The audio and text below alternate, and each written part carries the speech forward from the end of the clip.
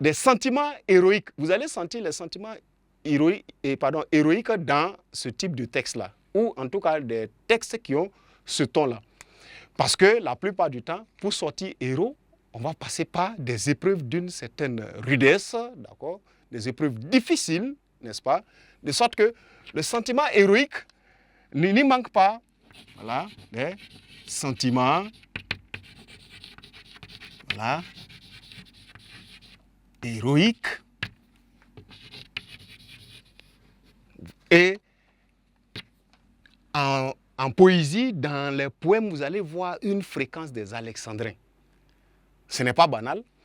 Le tragique, dans son aspect d'exagération, va écarter tout ce qui est simple de structure, simple de forme. Il n'y a que des longs vers pour expliquer des faits difficiles.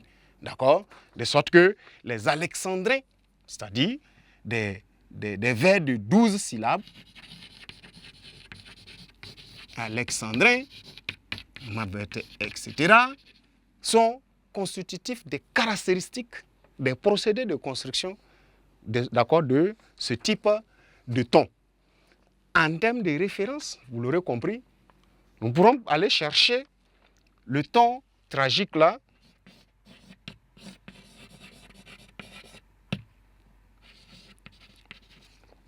dans certaines sources telles que, si vous voulez, le ton tragique toujours, pour le retrouver dans un ouvrage qui peut être à portée de main, les phrases de Bento, nous l'avons pris pour illustrer le ton pathétique à travers, quand vous prenez l'histoire générale de Monique. Vous avez pitié de Monique. Mais pensez à là où Monique meurt. L'accident, en tout cas, le cas qui finit sa course sous un pont, d'accord? Et vous remarquez que dans tout ça, c'est Monique qui va en pâtir. Monique qui meurt. Et de quelle mort? Vous voyez ça, noyé, porté disparu, on recherche à un moment donné, elle ne meurt pas de la bonne manière. Le ton tragique s'exprime à partir de là-bas. Mais lorsque vous configurez toute l'histoire de Monique, il y a des aspects qui n'ont pas été tragiques, mais qui font beaucoup pitié. D'accord? On va, en ce moment, se référer aux dites frasques de Bento, n'est-ce pas? L'auteur, il est connu, Amadou connaît. Par exemple, c'est intéressant, à la fin de Monique.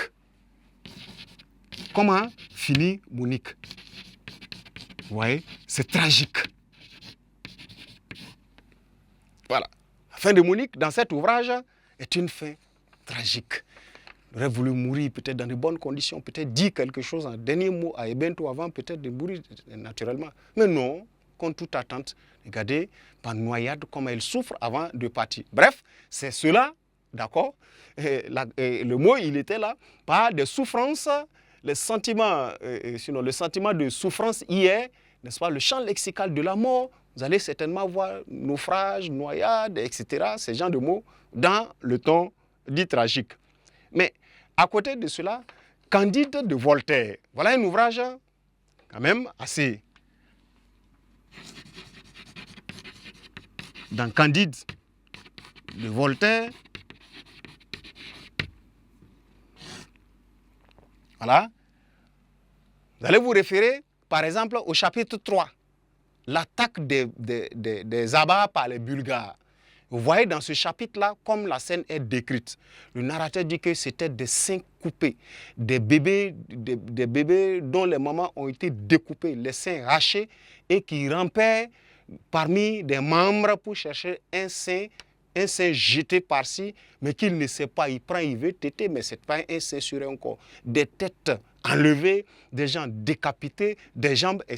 Vous voyez ce genre de texte-là, ce n'est pas de la pitié qu'il faut parler ici, où il ne faut pas faire l'analyse à partir du ton pathétique, il faut voir le tragique.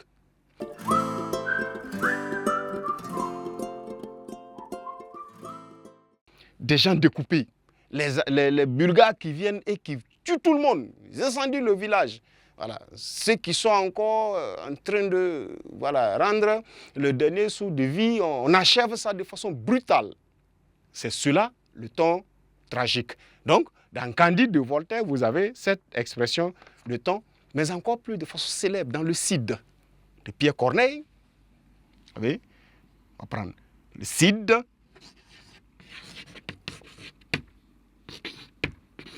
Corneille. Vous voyez, vous allez vous intéresser à l'histoire de Chimène, par exemple, où, pardon, le père de Chimène et de Rodrigue. Voilà, le père de Chimène. Et Rodrigue, le fiancé de celle-ci. Vous voyez comment l'histoire finit dans cet ouvrage, le père de Chimène ayant agressé, voilà, comme ils le disent, voilà, dans les sociétés, on va considérer la société occidentale comme ça, une paire de gifles donnée au père de Rodrigue. Celui-ci vient dire à son fils, va, cours, vole et nous venge. Pour venger le père, alors l'affrontement entre Rodrigue, fiancé de Chimène, et le père de celle-ci, ce sont les épées qui vont régler les comptes. Le père de Chimène meurt, d'accord, malgré tout. Voilà, l'histoire continue, peut-être pour plus de curiosité, vous allez fouiller l'ouvrage pour pouvoir le trouver. Mais bref, c'est pour pouvoir arriver ici, vous voyez, le combat à l'épée, le sang par-ci, voilà, ça se pique par-là, etc. Jusqu'à ce qu'un meurt. L'issue est, généralement, la mort. Vous avez là le ton dit tragique. Donc, vous comprendrez qu'il y a plusieurs raisons de ne confondre ces deux tons-là. Mais pour l'essentiel, en synthèse du ton tragique, vous retiendrez que c'est le ton de l'horreur. Voilà, il provoque le sang, le coulement de sang, le sang n'en point fini. C'est la bagarre en griffe comme ça, mais des affrontements sanglants aux issues de mort. Ça frise la fatalité à travers, n'est-ce pas, le champ lexical du maître mot, la mort lui-même, d'accord, dans ce ton, les souffrances, les passions fortes, les exagérations. Voltaire le fait, vous allez voir qu'il exagère dans la description de la scène au passage du village qui a été attaqué par les abats. Et vous voyez, tout ce qui reste dans le décor, ce n'est que ruine, c'est que des morceaux d'humains, etc. Bon, à la limite, peut-être que c'est un peu trop exagéré, mais c'est ça le registre de ce ton-là. Voilà, les sentiments héroïques, parce que ceux qui crient victoire, ils sont venus faire un travail assez macabre ou du moins un peu particulier, et ils s'en vont, d'accord.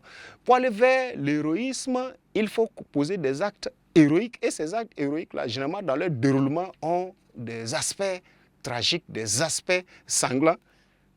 Comment Rodrigue va exactement le faire avec le père de sa fiancée, Chimène.